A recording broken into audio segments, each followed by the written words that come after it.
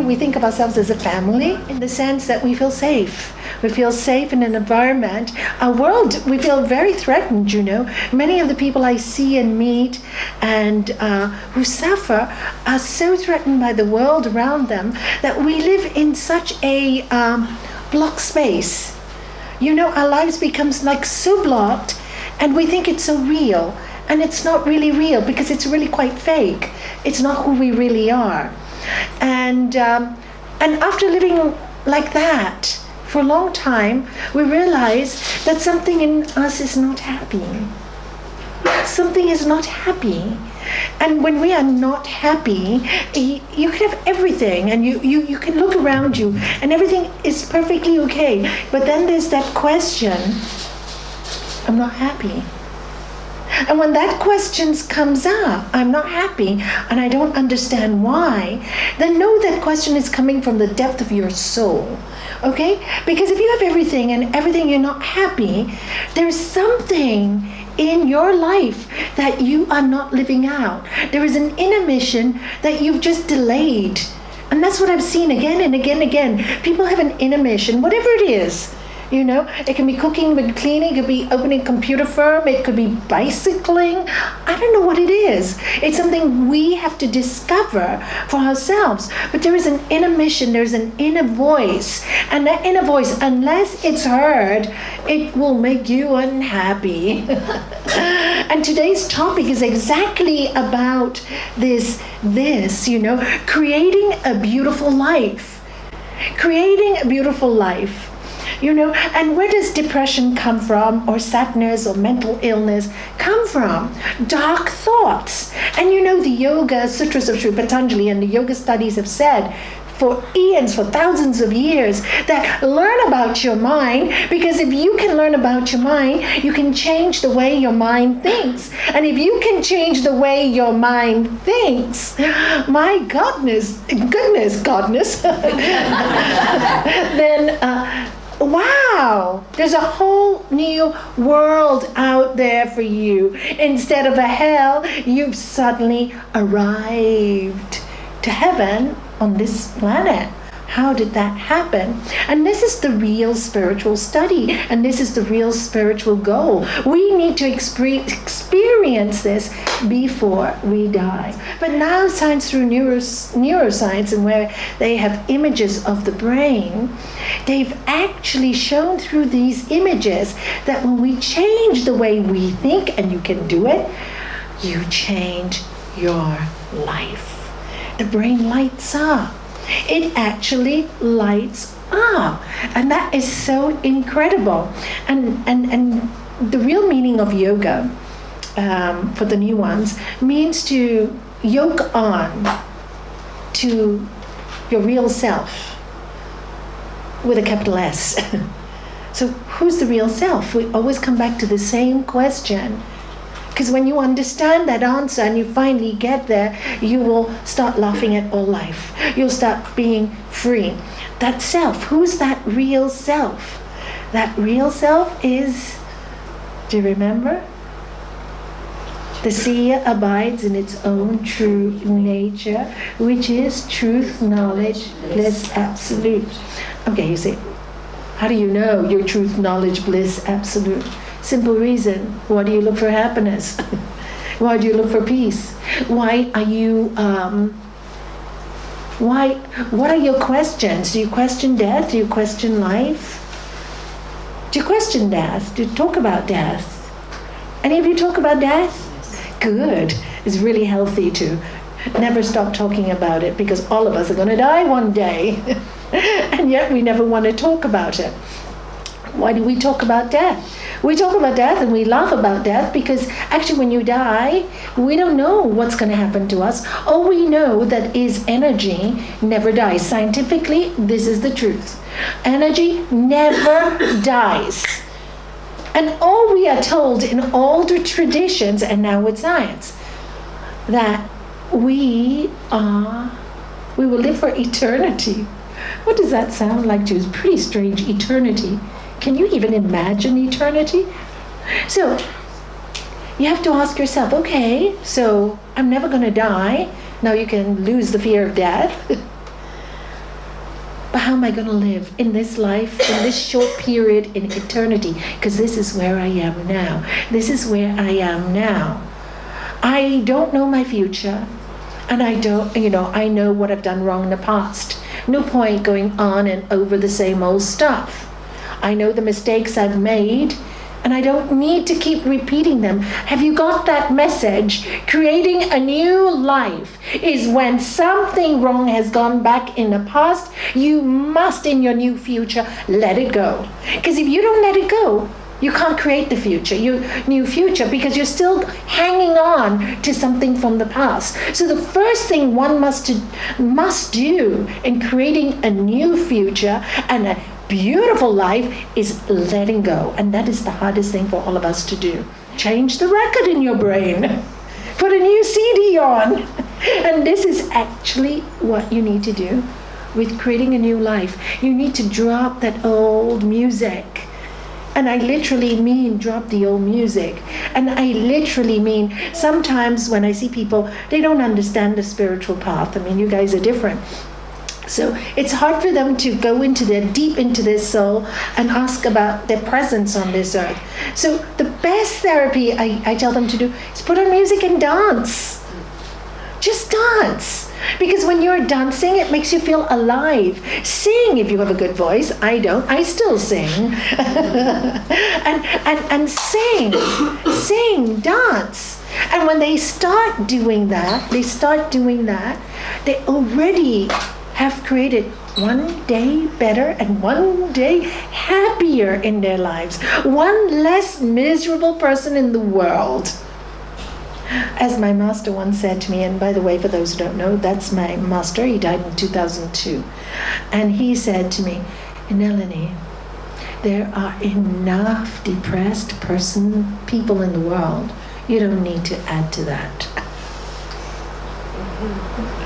Doesn't need another one. And he was so right. I didn't need to add to that. You want to make a difference? You bring joy. That's how you make a difference. Because when you are joyful, you spread it, right? We were born to love, live, laugh, be happy. Soon we'll all be dead. There's no more time when you're dead, So it's really important. First of all, the first thing you must do in creating a new life is forgive the past. Because it's hard to let go unless you forgive. If you don't forgive, you can't let go. Time to move on. We're here for a much greater purpose. And that's why that happiness, you don't feel that happiness till you understand that greater purpose. And like I said, it doesn't have to be something glorious. The greater purpose may just be to be at peace. And for me, it is the greatest purpose, by the way.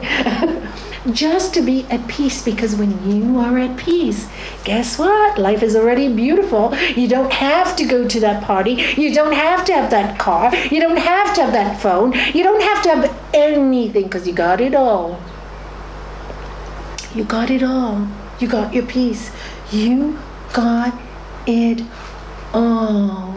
And that's the way you think. Why, when I have got it all, am I looking at my past constantly? Yes, I've been hurt. I agree. Everybody has been. I don't know one person who hasn't.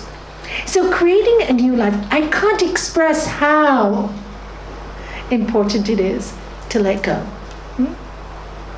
Forgiving doesn't mean you have to see that person again, ever. No. It means in here, in your heart, okay? In your heart, you have to forgive. And even after you do, every once in a while, the anger will come up.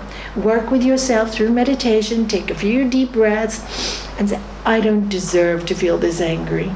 I don't deserve it. I deserve to be happy. Remind yourself you deserve to be happy. Don't play the same record again and again and again, because it makes you exhausted. You'll be so tired. All right? Forgiveness. The other thing you have to do is really understand that you are not your mind. We are, as Wayne Dyer would say, spiritual beings having a human experience. Energy in the body. So energy, when you're playing with energy, it's what you put into it will make it what it is. For example, the example my master used to always use is you have a knife. Is the knife good or bad? Anybody? Could be both. Yeah, could be both, okay? So you use it to cut vegetables, is excellent. Surgeon uses to save a life, excellent. You use it to kill someone, it's horrible. So like that, we are instruments as well. Our human body is our instrument. And this is where religion plays it in a different way. St. Paul says, your body is your temple. St. Francis says that we are instruments of peace. Where there is darkness, let me bring light. Where there is hatred, let me bring love. So all the religions tell us is that when we come from a place of kindness, love, beauty, etc., we become instruments of peace. So, if we are instruments, it's the energy that drives the instrument.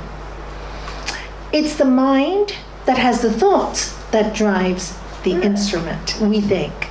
But the mind is our tool. However, when a negative thought enters your mind, it creates a dent in your mind. And many times when a negative thought enters our mind, it wedges itself. It stinks. It's like, good thoughts come and go because they're light. They're very light. Negative thoughts are heavy. So they literally weigh you down.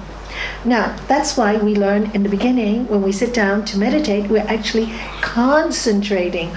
We are concentrating so we get a vision of what our mind is thinking.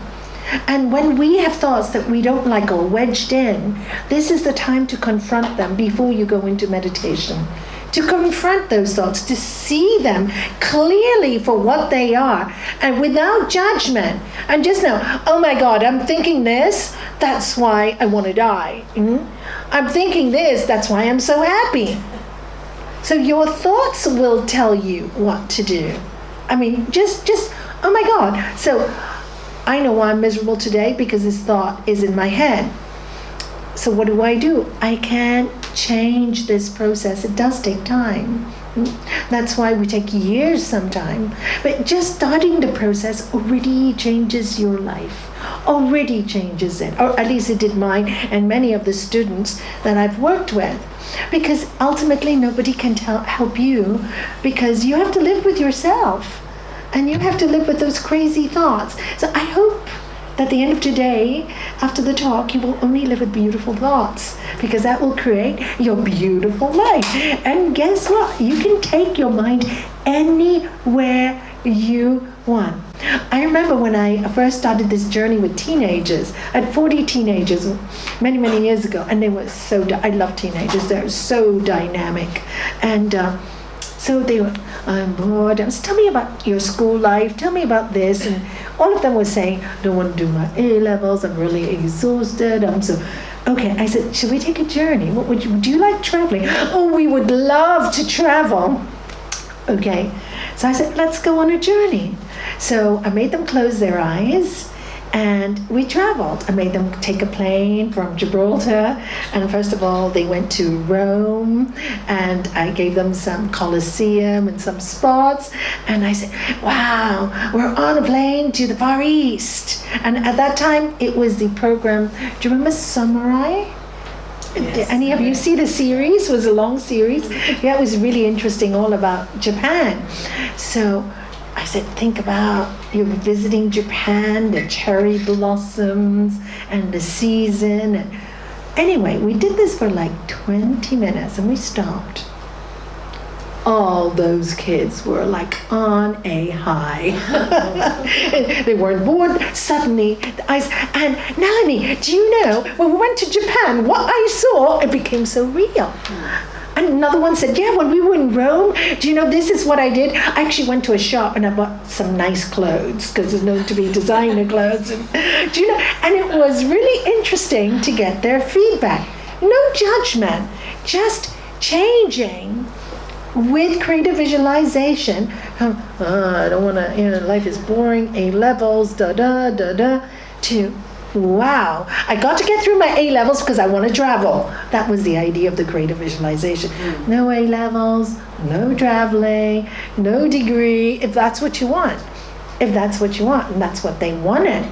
So, so do you see, then they start to get excited because now their goal was, okay, I just got to get through the hard A levels. I just got to get through it because I want to travel. I'll go to university and that will give me the ability to travel because there's no university in Gibraltar. They have to leave, right? So that could give them a focus forward. Do you see? To create a beautiful life that they were intended to live. Whereas the drudgery of, today's really just a horrible day, I have to study, I have to go home. So we always have to allow to elevate, have something to look forward to in your life so that you elevate. To the point when you study your soul, the best elevation is the peace of the soul and the spirit. And that's better than anything because you can go Rome, you can go, but after a while you even get tired of traveling. I travel all over the world and my happiest place is here. Honestly, there's really no place like peace. So, and that's the idea with these practices, to bring ourselves eventually to this place. But of course, this place is a journey. It doesn't happen overnight. And that's the third thing you have to realize. Number 3, it's a journey. Nothing happens just like this. But while I'm on the journey, getting from A to B, I'm going to enjoy the journey. Many times, I don't know if you planned a trip, and actually the excitement of the going to the trip is far more than when you actually go. I don't know if you felt that. Yeah, now it's fine, I love all of it, but in the old days that's how I used to feel. Actually, when I went there, it was like, really, is this what it is? Today, no. Today I go and every day is new, because that's the way I've trained my mind for the last 30 years training, still training, to think, okay, this has gone wrong. What's the message in it? And okay, this is an adventure. Laugh about disasters in your life. Just make a joke. Oh no, not again. Now, what's the adventure in it? One time, I remember when I was in Bali with my master, and I was sitting at his feet, and he had lots of guests visit him, and a man came and said, "Oh, Gurudev, you don't know how hard to come and see you. I got lost here, my flight was here, and big story, my luggage got lost." And then when he finished, Gurudev said, "Wow, what an adventure." He goes, "Can you imagine if all those things didn't happen, what would you be saying to me now? Hello, Swamiji. Hello, Ramesh. How are you? How are you?" He said, "Now you got a beautiful story to tell me." And I remember that scene so well, because I was sitting right there. And I thought, well, I'm going to look at anything when I travel, when things go wrong. And I always used to lose my luggage, correct? My karma, I hope it's over. So when everything goes wrong, I will try and see it that way. I have a story to tell, and I have a story to tell. Because one time I lost my luggage for 6 weeks from the States, and when I finally got it back, all the gifts I bought for my friends were all stolen. I had to laugh. Somebody really needed those gifts. So there were t-shirts with yantras in them. So they would see truth is one part. That's the yantra, by the way. Truth is one part so many. So try and make light when things do go wrong, because things do go wrong. They will go wrong. It's life. It's life, right? They do go wrong. So accepting things do go wrong, but remember what my goal is. I want to live. I want to live peacefully. I want to live experiencing who I am spiritually. If I hang on to the disasters, the more the disasters will come. Haven't you noticed that when you think something's going to go wrong and you complain about it, everything else goes wrong? Because we've already said, that horrible saying, my day started badly, it's going to end badly. Many people say that. And I would say, your day started badly, it's going to end beautifully. As you think, so it shall become. Creating a beautiful life. And then yourself. Who are you in the scheme of things? Who are you? Who are you really?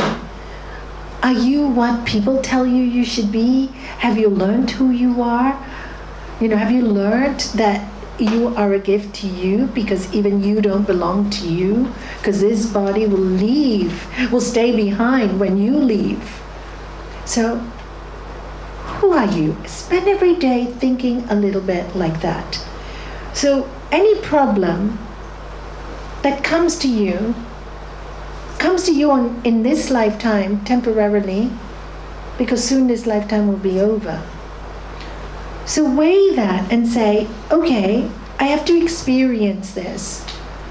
But am I going to weigh myself down by the negative experience? In which case, I'm determining my future's not going to be nice. So who am I in the scheme of things? Why am I putting so much importance on I, me, and mine? Many times in my journey, I kind of did get stuck there. And I remember the one exercise I always did, and I really advise you to do, because the ego gets caught even in the journey of being a teacher, which I never wanted to be and I'm not. I'm just sharing information that I have learned. The ego gets on top of you, especially the early days when you're training. The ego is not a very good person then. And I remember one day feeling hurt about something somebody had said and done, and I couldn't seem to nudge myself out of it. You know how you just can't get yourself out? And I looked at the sky, and I looked at all the stars in the evening, and I stared at them, and I stared at them, and I looked at them, and I said, if I was one of those stars looking down at me, I'm nothing. I'm absolutely nothing. Not even a grain of sand. Why am I thinking the whole world has to make me happy? I must be crazy. I think I'm the only important person in this world. I must be mad. And that really set me free. And it still does. I don't have those moments like I used to, thank God. They used to be horrible. Isn't it horrible when you get into those egotistic moments where you have to be right? Ugh, yucks. Now it's kind of like, okay, you think I'm wrong? Great, that's your opinion. Bye. I don't have to convince you of anything. We put so much importance on my life, me, I, me, mine, when there's so much going on out there that actually the I, me, mine is what makes us feel so sick. And I'd like you to observe that. I'd like you to really contemplate on that. When you sit down and have some quiet time, and watch why you're miserable, because this is what I did, and it really did help me so much. That every time I was miserable, it came from a place of, I want you to be like this for me. I want you to change for me. I cannot be happy until you do this. Oh my God. You can see I've been watching Friends. Yes. And I saw this was the truth. I was locked, and it actually didn't make me happy. It actually made me miserable. And that was so scary. It's really scary to know that you're causing your own misery because you're so selfish, But is it wrong? Is it right? No, it's not a judgment. Remember, I was searching to be free and to find who I was in this world. I was looking for God, and I wanted to experience God while I was on earth. And I realized through the journey that experiencing God is experiencing what I call the inner joy, a feeling of love, acceptance.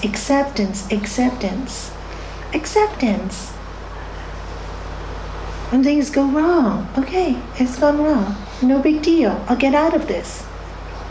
Another thing I used to use constantly was, this too shall pass.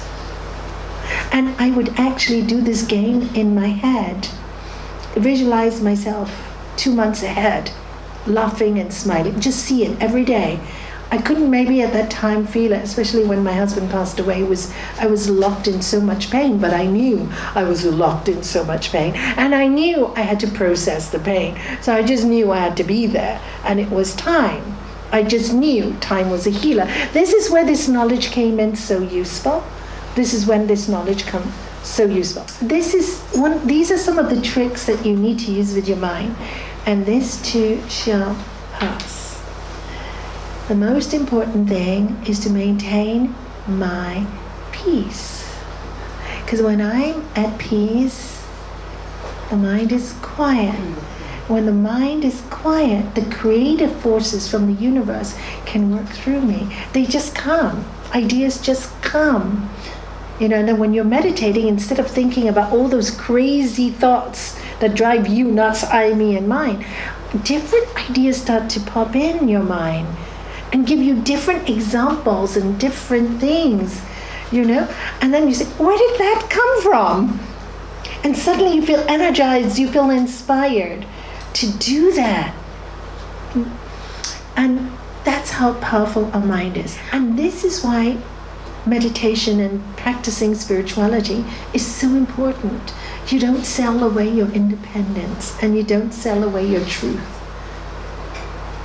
because of media and society. You don't give away your power, because that spiritual power is dynamic. The only problem is if we don't trust ourselves that we have this power within us. This is where we fall. We don't trust ourselves. And this is where all the scriptures tell us. I mean, look at every single scripture trying to brainwash us. What do they try to say? The kingdom of heaven is within you. The Lord of love, no larger than the thumb, is within you. Deep in the hearts of all, the light of all lights. The radiance of Buddha shines in all. And do we hear those words? No. It must be pretty dumb. We want to hear all the horrible words, but we don't hear those words. We are light. We are energy. We are radiant. We are radiant. We forget. We sell this so quickly. So this is because we weren't trained. That's all. Nobody trained us from childhood. I guess I got a bit trained from my dad. I was very lucky to have a father who always said, God is everywhere and God is love. Give love, give love, give love. So I'm very blessed to have that kind of a father. You become what you're trained to do. So if you're trained with somebody hurting you all the time and putting you all the time, you believe you are that person. And it's not a fault. It's so hard. I meet some people who've had terrible childhoods. Terrible. So much that I go, you don't deserve to feel miserable anymore. This is it. You're done. Bad karma gone. Let it go. You don't deserve it. At least the last part of your life or whatever life you got, you deserve to be happy. So this is where we can help, like I said, telling your friends, I love you, I care for you. It makes you feel good. It makes you feel great. Talk about things that are educational to you, rather than talk about, oh, you know what he did, or you know what she did, or she got the latest bag, and he did this, and he did that, oh, he spoke to me like that, and then everybody gossips. And just because one man said to his wife, I don't like the way you look, it became like he screamed at her for hours. Total exaggeration, because that happens all the time too. Okay? Oh, the wife, she's a nag. They go to the pub talk. She said, my wife doesn't know. Yeah, go home. And maybe she also just said, darling, will you hang up your coat? And he didn't hang it up. And then she got irritated, right? And, oh, she nags all the time. Rubbish. Do we make up these scenarios in our mind instead of just saying, look, watch, live in the moment. What's happening here? What's happening in this moment?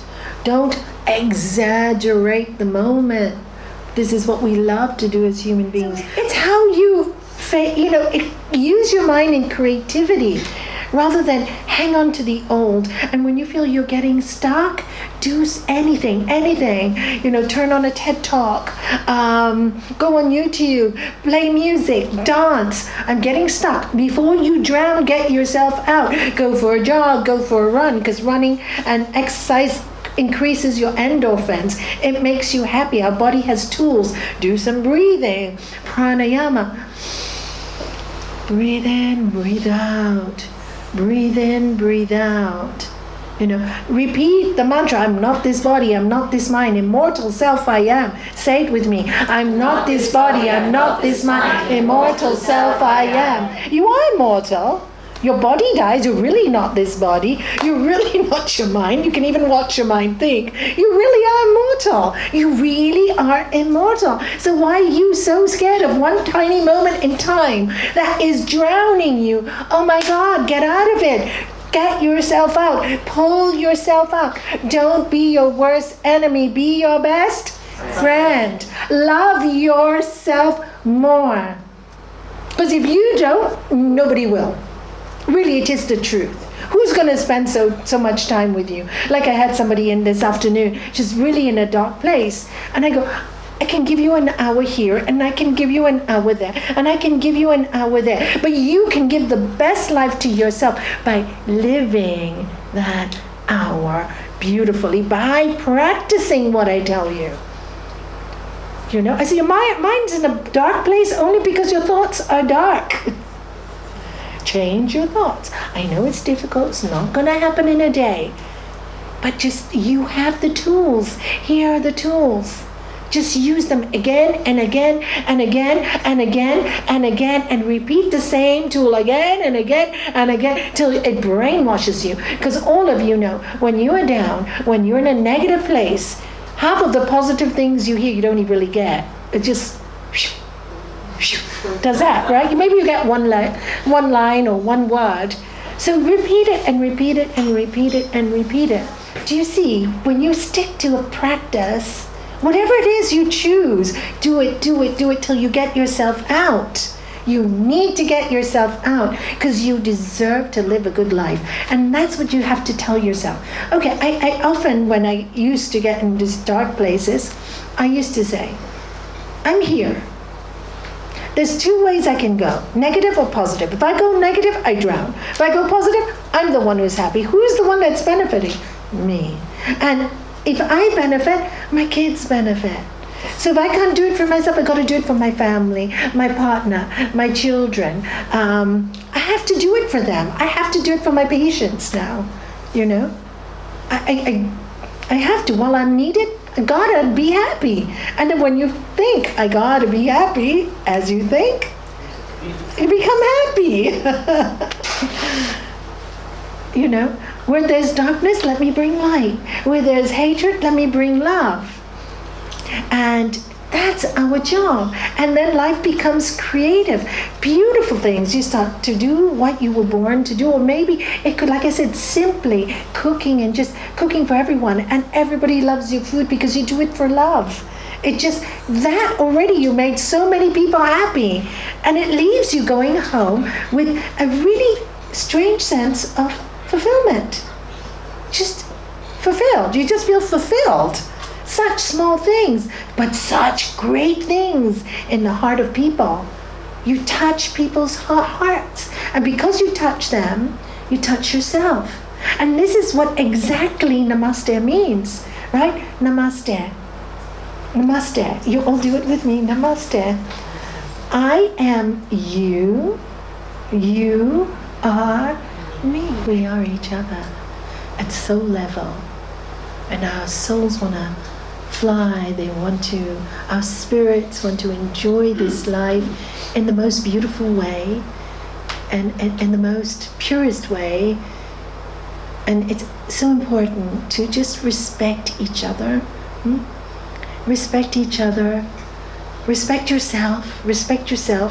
Don't do things that make you not like yourself. Practice doing things that make you like yourselves more. Try not to argue and defend anything. What are you defending anyway? If they take away your spirit, they've taken away everything. Don't allow that. That's the only thing you need to defend. And the defense for that is peace. The defense for that is silence. And walk away. You try to say the truth in defense. If a person doesn't hear you 5 times, they're not going to hear you. They have to realize for themselves. Be in silence, be in stillness, fly, laugh more, show love more. The most important thing of all is love everything you do. And that will distress you. It just will. The ego is so big, we always want to be like, attack and be the best. Just be happy with being average. It's much simpler.